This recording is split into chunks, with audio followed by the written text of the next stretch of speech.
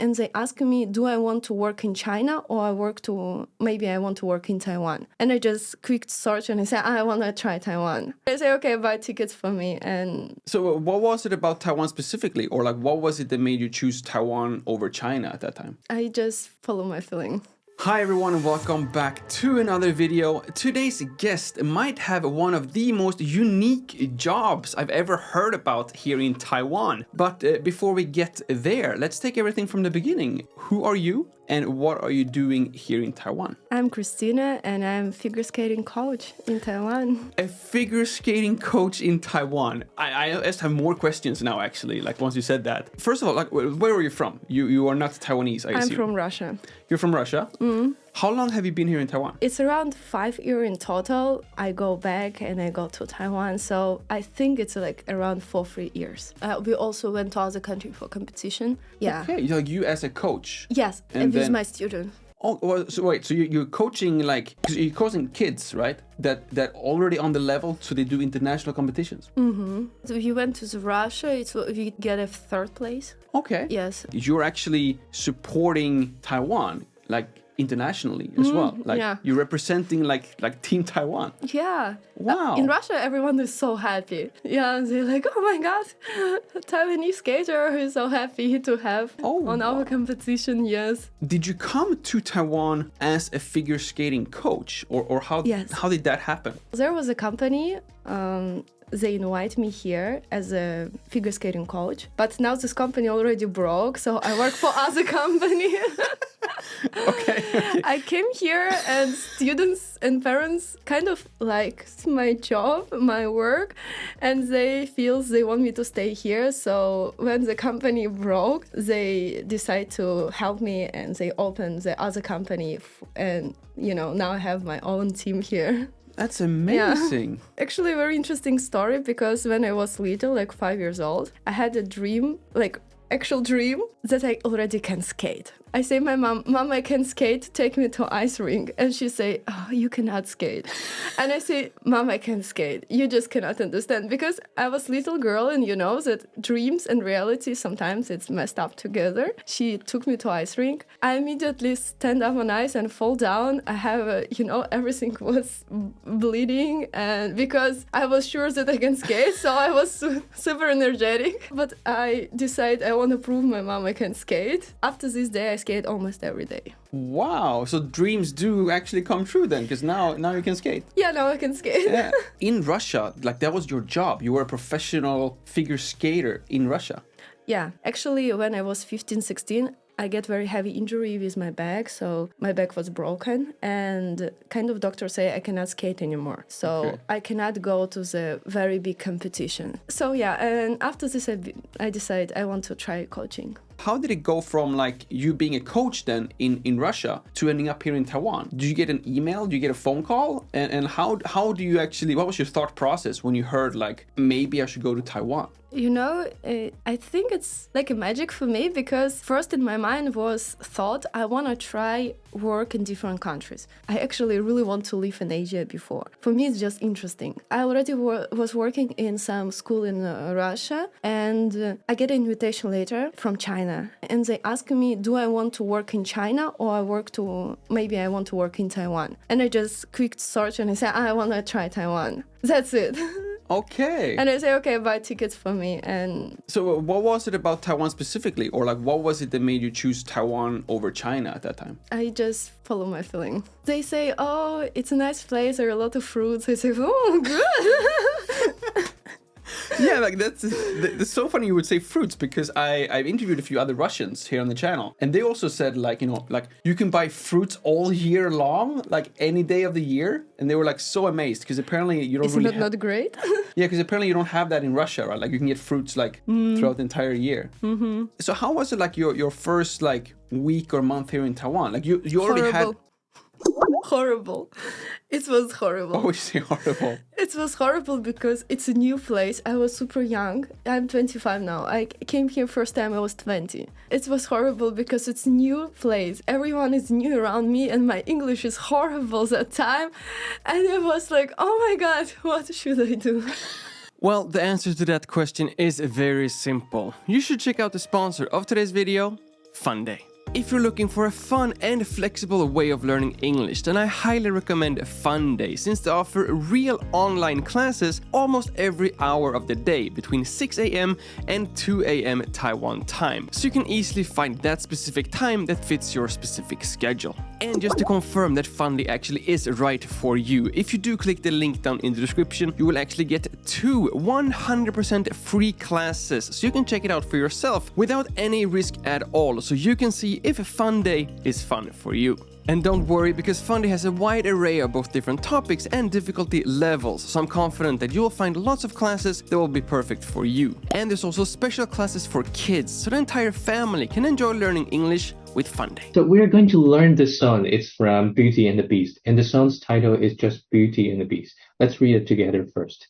Can you say Beauty and the Beast? And in between all these different classes, you will also have a lot of other ways of improving your English in your own pace, since FUNDAY's platform has a lot of other tools such as the TOEIC mock test, which you can take as many times as you'd like, as well as a huge library of relevant, up-to-date Taiwan-related news that you can both read and listen to in your own time. The Taiwan-made Paris T1 satellite was launched on January 14th from the Vandenberg Space Force Base in Santa Barbara County, California. So please do yourself a favor, don't forget to click the link down in the description to claim your 2 free FUNDAY classes to kickstart or maybe refresh your English learning journey. But for now, let's continue with the rest of this video. How did you work through that? How come you're still here now and not just back on the first flight back to Russia? No, I first flight was back to Russia. I work here 3 months and I stay here 3 months and I decide go to Russia back, and then after 2 months in Russia, think one more time and I want to try one more time. Okay. Still Taiwan again, not back to the other franchise in China. No, I want to try Taiwan. You know, it's not about I don't like it. I like it. It's just super hard. Maybe you also foreigner, you understand me. It's super hard from beginning. Yeah. It's just everything it's cool for 1 week. And then 1 month you're just like, oh my God. What was the biggest differences? What exactly was it that was different and made you feel maybe uncomfortable, or what made you go back to Russia after 3 months? I came end of May. It was 3 months of summer. Yeah. And that time it was super, super hot summer. Now I drive in car and now I have already good apartments. But that time it wasn't like this. Okay. I use MRT every day. My apartment and my work super far away from each other. Students, it's very beginner and it's super hard for me to work with kids who doesn't want to do anything. That time they just give me, whatever students. Just they came, they give me. I cannot even choose who I want to coach, who I cannot. Now I can choose already. Only kids who really want to skate stay with me, who really want to achieve the goal. Even they not doing it for professional, but they really want to do it. How about the day-to-day life comparing to living in Russia and living in Taiwan? What is the biggest differences on how your life is different now compared to back in Russia? As you say, Taiwan is super convenient. It's a lot of fruits, it's a lot of food, people is super nice. And in Russia, people much more strict and not as welcome. Just because I'm also Russian, here I'm a foreigner and people much more welcome. The biggest difference is of course weather. Now when you have actually been here for more than the summer months, would you say that Taiwan weather is better than Russian weather set over the course of a whole year? After I have car, yes, Taiwan. Okay, a car with an AC, then Taiwan yes, is better. and Taiwan weather is fantastic. Other than the ice rinks, have you also had a chance to travel around Taiwan, for example? And, yeah. And what has been your best locations in Taiwan, or your best memories during your trip so far? My favorite place in Taiwan is Sun Moon Lake. They have a super nice hotel. Maybe you can live here because they didn't pay you. It's a Lalu hotel. I think I've seen a few Instagram photos from you from this place. Oh my God, it's so lovely place. You can meditate there and you really think life's so good when you're there. I feel this place belongs to me, absolutely. Okay, are they paying you to say this? It sounds like they're the sponsor of your Instagram. Yes, please contact me. Very interesting, because it's very rare rare actually that foreigners come to Taiwan for a job. Most foreigners that I talk to, they just like accidentally end up in Taiwan for some reason, and then they like it so much so they stay, and then they find a job when they're here. Oh. Like either like they're students that don't want to leave, like myself. I came here for like 1 year to like study Chinese. That was like 14 years ago, and now I'm like still here. You know, you said like 5 years. That must be like during COVID then that you came here. Yes, I stayed COVID in Taiwan, but I had online classes. We are allowed to have online classes. Online classes. Yes, we can have online classes like kids doing something. You have like an ice rink at home. No. We also have an off-ice training because we need to jump, spin, skate super fast. So we need to have a training off ice for make our muscles stronger. Of course. That develop our coordination, and it's a lot of things. Figure skating is super hard coordination sport. Yeah. Now that makes perfect sense now when you say it, but I didn't manage that. Like I didn't imagine that in my head before. I still have it. Yeah. Sometimes we have online classes if something happened.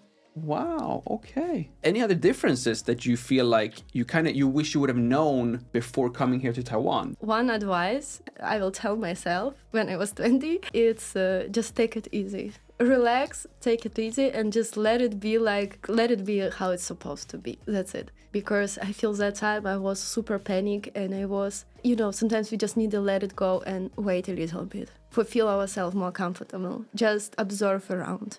And I feel I don't have that time. I was too panicked, too nervous, and I didn't observe what I can observe now. Opportunity, all people, and food, everything. It's great here.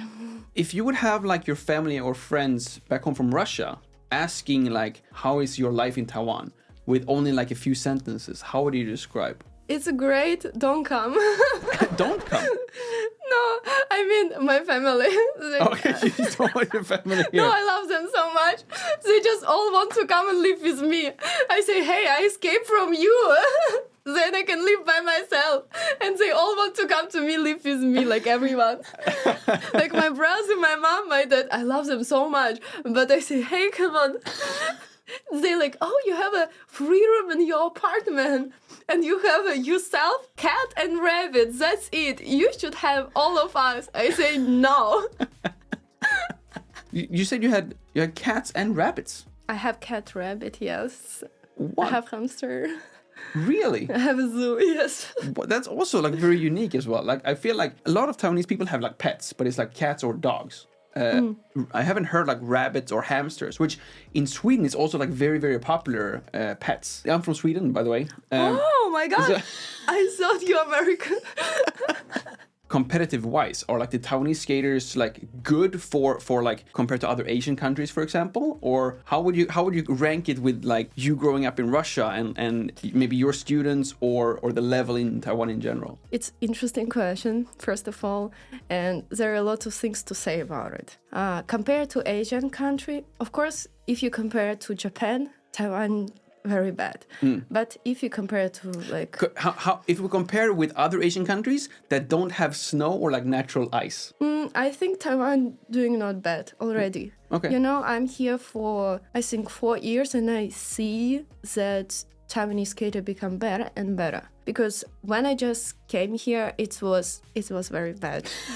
Okay. I mean, it's not because of me. It's not because of me. You said it's like not because of me. The company went bankrupt, so like that kind of give it away. Like it's not really that big. And this is like your full-time job. Like you can survive on being a figure skating coach in Taiwan. It sounds like very, very it's super interesting. Expensive sport. One of the most expensive sport in Taiwan. Actually, my dream is open the free school for talented kids because the ice time, ice rent, and coaching fee cost so much that not everyone actually can afford it. So sometimes I feel sad because I see talented kids who actually can do not bad. And I feel really sad because I know they cannot afford skating every day. But if you want to be professional, you need to skate every day. And my dream is open free school. So who wants to sponsor, please?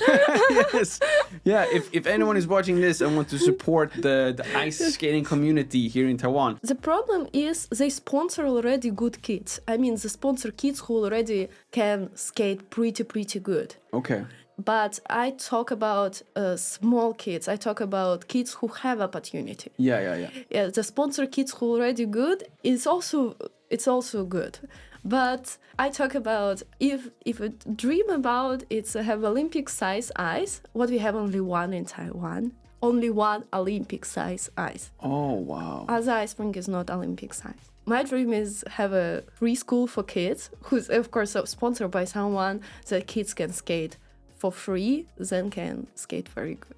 If anyone happens to know anyone like this, you of course have all the information down below in order to get in contact with Christina. And also check out her Sun Moon Lake spa vacations in Sun Moon Lake as well. You have the Instagram account right there. Thank you so much for inviting me here. I'm really happy to talk to you. Of course, my honor. It was very lovely. Thank you very much. And thank you all so much for watching as well. My name is Lukas. Starts with L as in like, ends with S as in subscribe.